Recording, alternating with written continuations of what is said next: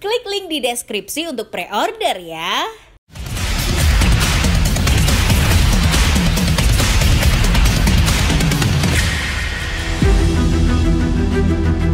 Italia dalam percaturan sepak bola dunia dikenal sebagai penghasil talenta penyerang yang luar biasa bahkan ikonik. Misal dari mulai Giuseppe Meazza hingga Paolo Rossi.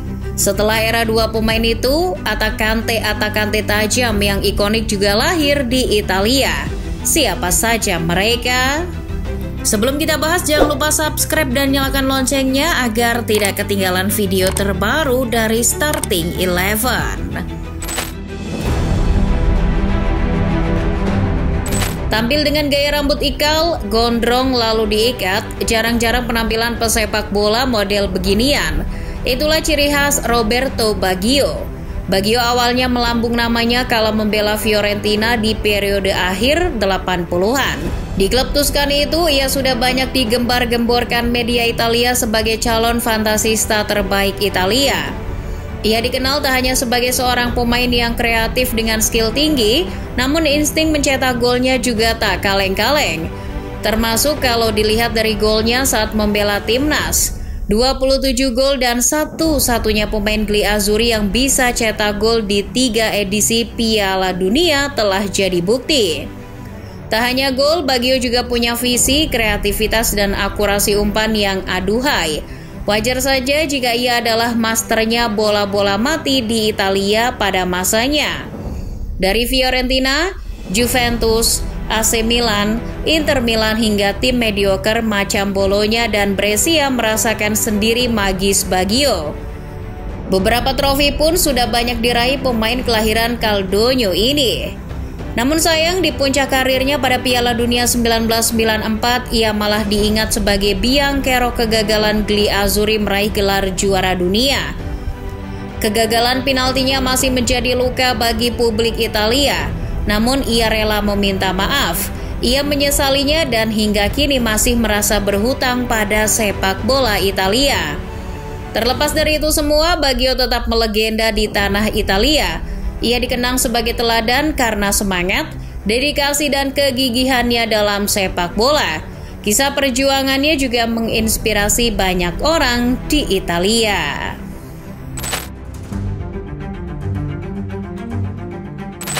Di Italia pernah lahir orang yang hobinya bermain kriket, namun lebih memilih sepak bola untuk hidup. Bahkan pemain ini pernah bilang jika pendapatan sepak bola tak menggiurkan, ia lebih baik jadi atlet kriket. Ya, pemain itu adalah Christian Vieri, striker tajam yang pernah dimiliki Italia periode akhir 90-an hingga awal 2000-an. Di masa kejayaannya, striker tinggi besar ini dikenal sebagai pengembara. Pasalnya lebih dari 10 klub pernah disinggahi pemain kelahiran Bologna ini. Nama Vieri awalnya melambung ketika singgah di Atalanta pada tahun 1995. Lewat penampilannya yang memukau di klub berjuluk La Dea inilah, Vieri akhirnya bisa berlabuh ke klub besar Juventus. Namanya juga pengembara, ia cenderung singkat jika membela tim.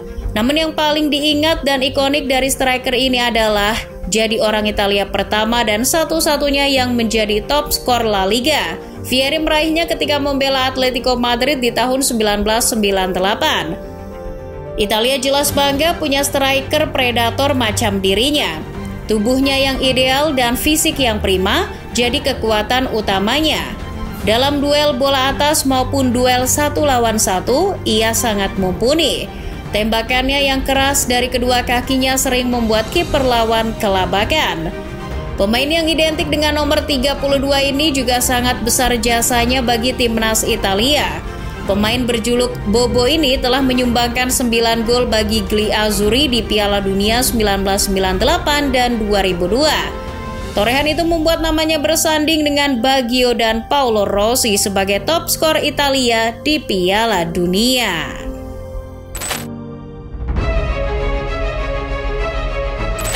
Pasca era Roberto Baggio, lahir lagi pemuda bertalenta bernama Alessandro Del Piero. Siapa tak kenal pemain yang satu ini?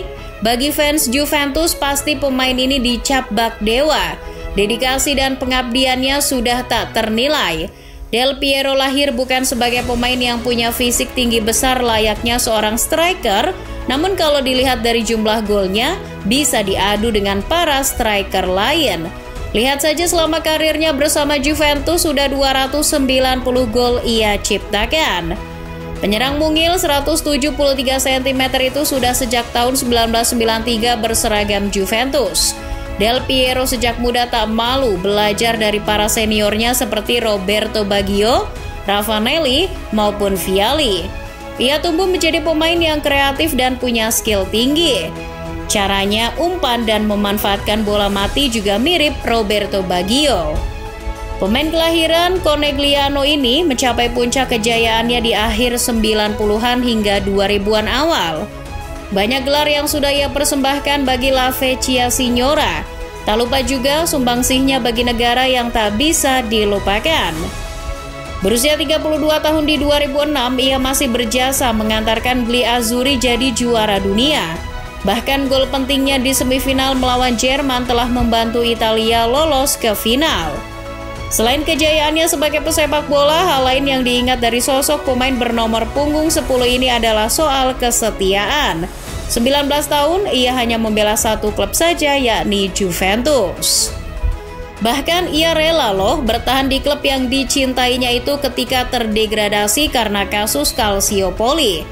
Ya, Del Piero tak hanya sekedar maskot bagi Italia dan Juve saja, teladan, dedikasi dan kesetiaannya patut untuk dicontoh pemain-pemain lainnya.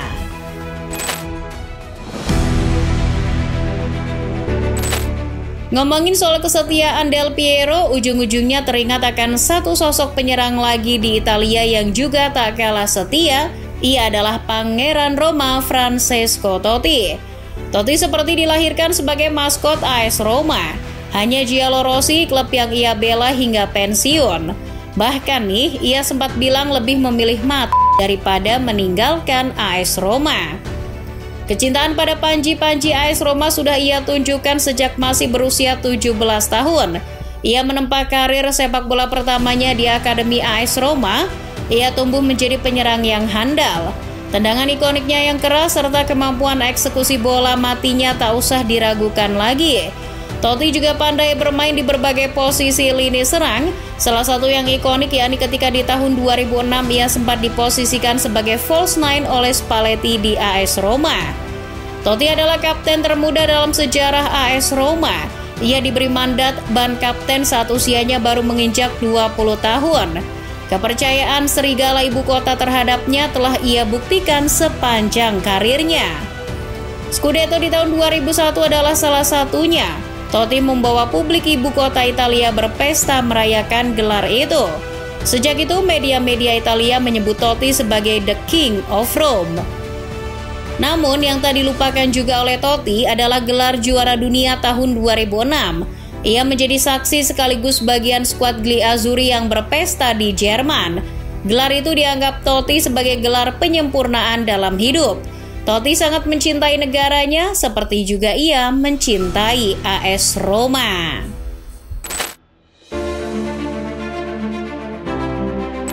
Siapa yang tak kenal Filippo Inzaghi, striker unik yang pernah dipunyai Italia. Bagaimana tidak unik coba? Tipe striker krempeng itu bisa ciptakan gol dan momen apa saja. Masih ingat ketika final Liga Champions 2007 antara Milan melawan Liverpool? Ia mencetak gol cuma dengan tubuhnya karena tak sengaja menghindari tendangan bebas Pirlo. Sir Alex Ferguson pernah menjulukinya pemain yang terlahir offside. Maklum karena gol-golnya juga kebanyakan lahir dari lepasnya Inzaghi dari jebakan offside lawan. Namun bukannya itu adalah salah satu keahlian terbaiknya. Selain itu, saking cintanya Filippo Inzaghi dengan Italia, selama karirnya sebagai pesepak bola, ia hanya berseragam klub dari Italia saja. Pengabdiannya di level timnas juga sudah ia lengkapi dengan gelar juara dunia 2006. Iya, pria kelahiran Piacenza itu telah melegenda sebagai striker Italia yang ikonik. Jarang ada pemain lain yang bisa menyaingi keunikannya itu.